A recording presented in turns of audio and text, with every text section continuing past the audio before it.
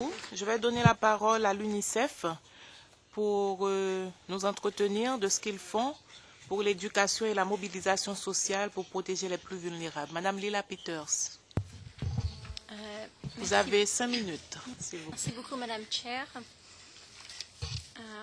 I will speak in English. First of all, I'd like to thank you for inviting us.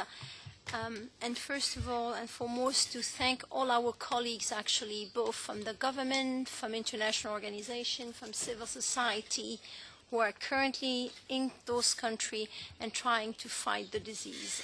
I think it's very important that we honor them for the excellent work they're doing currently. So let me go quickly into what we are doing currently in the affected and in the non-affected countries. Next. First of all, as both my colleagues from WHO and from the International Red Cross have mentioned, I think it's very important to understand that actually Ebola did not happen in a vacuum. And I want to highlight the high incidence of maternal and child health we had prior to the crisis, but I do want to highlight that one of the major issues we had and we still have is low routine vaccination.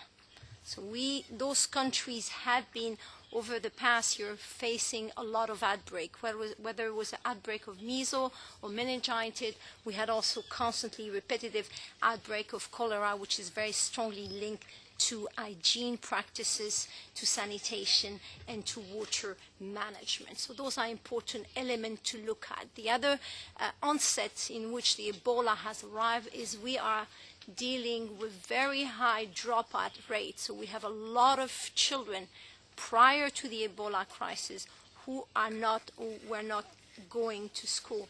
And we're dealing with a lot of social norms. I will not go into all the other issues, just to give a description where we are in those countries, but it's just wanted to highlight those.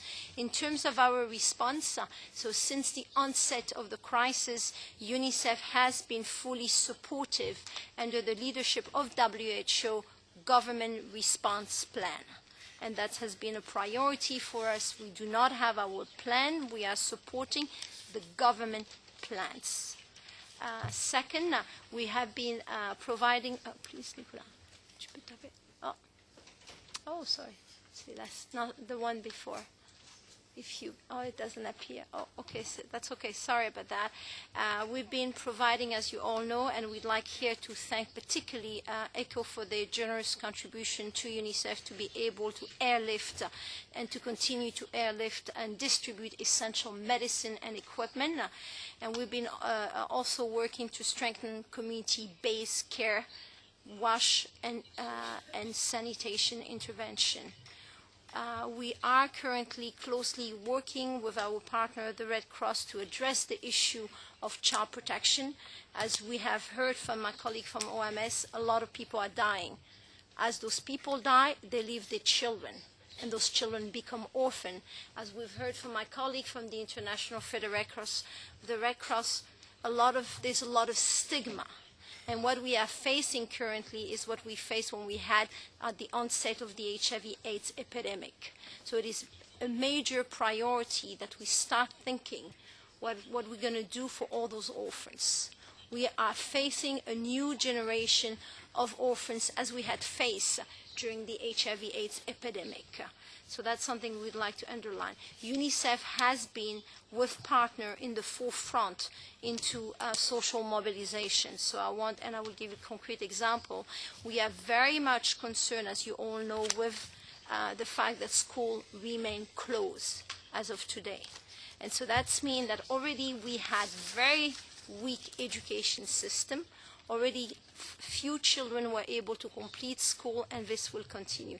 So here what we will be showing you is just example of the type of social mobilization we are doing. Just before, can you go back? Sorry. The one before. And I want to underline that it is important to that UNICEF, since the outset of the outbreak, has increased by 44% of its human resources into both the affected and non-affected countries. Next, please. So this is just some example of some of the work we are doing. And again, this is not UNICEF doing it alone. Yes, next slide. Next, because we don't have time, so next. Okay, what's the, and I think a lot of the point that I'm going to be underlining is a lot of things which have been mentioned by all the colleagues who have intervened today. I think it is important that as we continue and take into scale the medical response, it is vital that we continue to expand the community-based health, education, nutrition, and wash system of the country. Because what we are facing soon, we're going to have the malaria epidemic is going to arrive pretty soon. We are entering the season for malaria. And unless we start, addressing, also looking back into the regular problem we were facing, health problem, we will be faced with another double crisis in those countries. So that's one thing that we are pretty much concerned. What we're going to be doing over the next months is try to escalate the child protection response and how we deal with stigmatization, discrimination, and taking care of orphans. And we're closely working with the government, and I'm very pleased to announce that the government of Sierra Leone and Liberia have started, and really a lot of merit to our colleagues from the Ministry of Education. We've just started airing program for education through the radio, and we will be continuing to work closely with those governments to see how we can make sure, including the government of Guinea, how to make sure that school starts again. I know one more thing, and I think I just want to underline the importance to look and to work on preparedness, and we will continue to do that. Thank you.